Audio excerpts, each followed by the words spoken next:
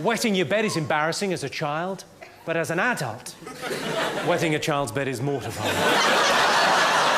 It's almost impossible to explain that shit away.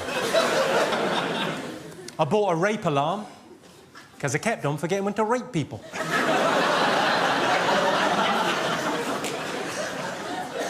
They're bloody marvellous. When I was a kid, I was scared of the dentist. He was a paedophile.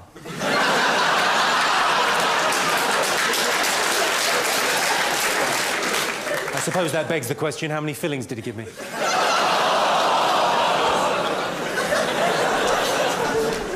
Islamic fundamentalist sex dolls. Do they blow themselves up? In Palestinian passports under occupation, do they just put Israel? That joke is only there to test where the Guardian readers are sitting. No further questions, back to the knob gags. I met an incredible girl on the internet. Smart, sexy, uninhibited. Of course, it turned out to be a 12-year-old paraplegic boy. I'll be honest, the sex was disappointing.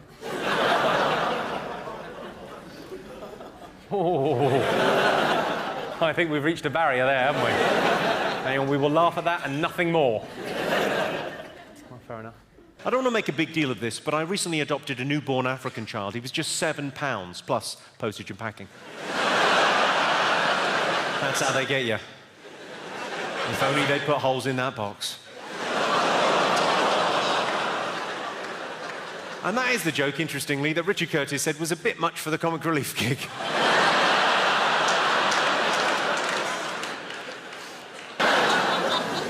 When I was younger, I couldn't talk to women because I was hiding in their wardrobes masturbating. Would have totally given it away.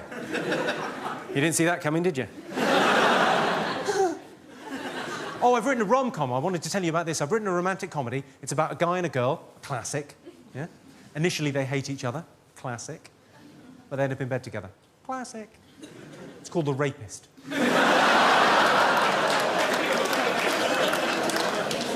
Did you see the story about Gary Glitter? There was a GCSE music question about Gary Glitter. How bad's that? How bad's that?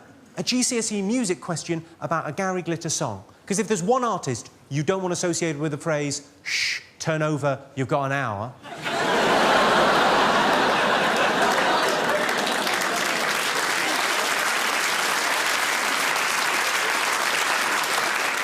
I should probably leave Glitter alone. He just wants to settle down and have kids. I said to my girlfriend, I said, you want to experiment with a role-play rape fantasy? She said, no! I said, that's the spirit.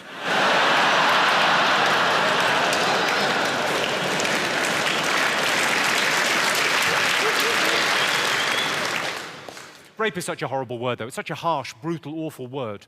Rape. That's why I prefer to call it a struggle snuggle.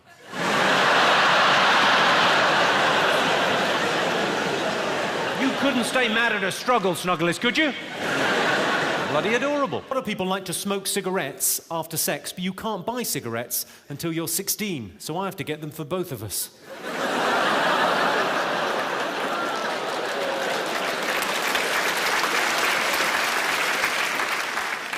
You think it's wrong I'm buying a 15-year-old girl cigarettes? You think it's wrong I'm fucking her? I'm kidding. Kidding does sound like a verb for child abuse, doesn't it? I'm kidding. Are you joking or touching kids? Obviously, it's a family show.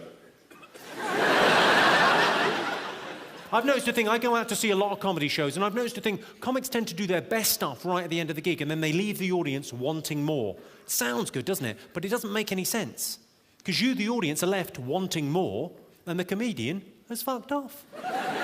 That doesn't make any sense, so what I'd like to do, because I've given it some thought, I'd like to torpedo this gig with some very unpleasant jokes that will offend and upset you all. Yeah. And then you can all leave thinking, thank fuck that's over. You're welcome. Let's begin. If women are so good at multitasking, is it too much to ask? Tickle my balls while you work the shaft? Half a joke, half public service announcement. I often get asked, are you ever going to get married? I don't think I ever will get married. I mean, you can't get married at 16 without parental consent. And that's not going to happen. They still think she's dead.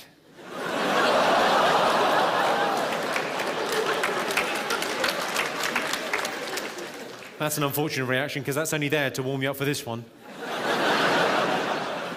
Did you all read that story about the girl that was kidnapped and kept in squalid conditions for 18 years? Did you read that story?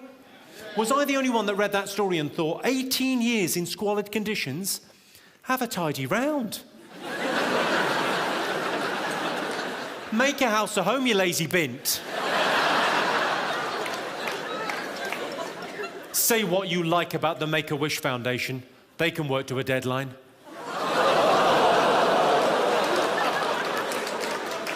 It's only words, nothing bad's happened. It's not like I've drop-kicked a kitten into an orphan's face.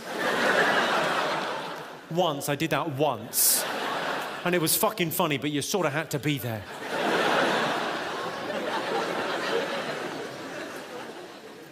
I think I've sorted out the credit crunch. I thought you'd be pleased. No, I genuinely, I think I've sorted out the credit crunch.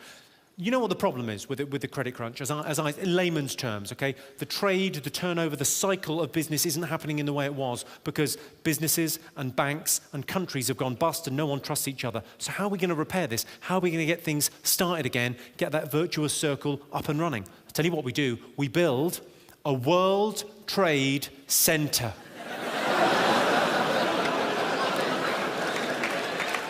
I can see you sat there with your arms crossed thinking that's going to be a fucking big building. We're going to have 2 of them. I saw the chief of the New York City Police on the news. He said, we will never forget 9/11. I thought, what's your fucking home, not your phone number?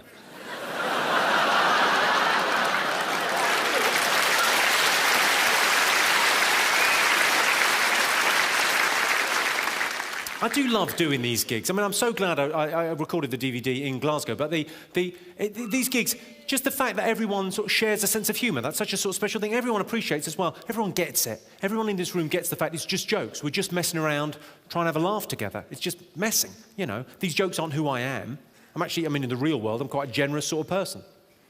So I realise that makes me sound like a dick. But, you know, I'm quite a giving sort of person. I mean, last year I donated a kidney.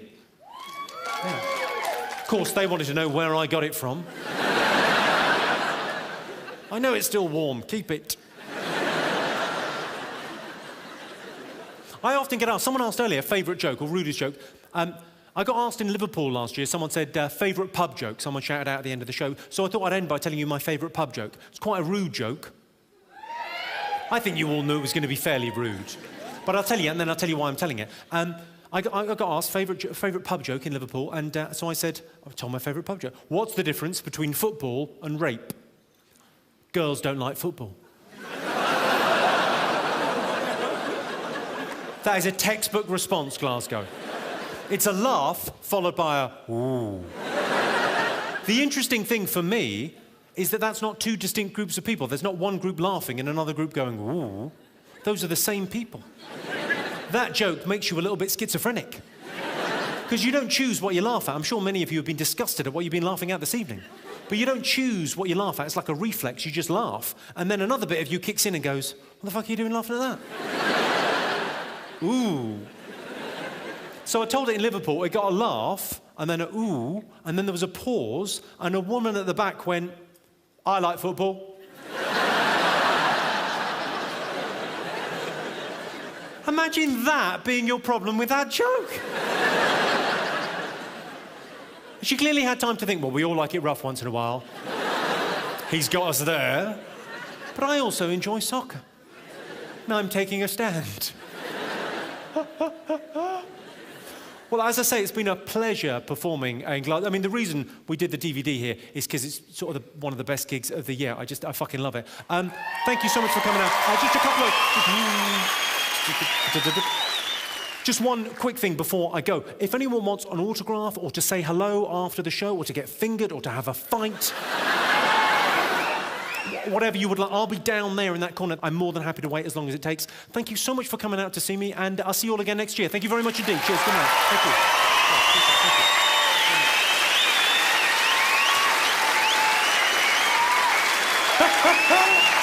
People with Tourette's. What makes them tick? That was originally about suicide bombers. I've toned it down for you.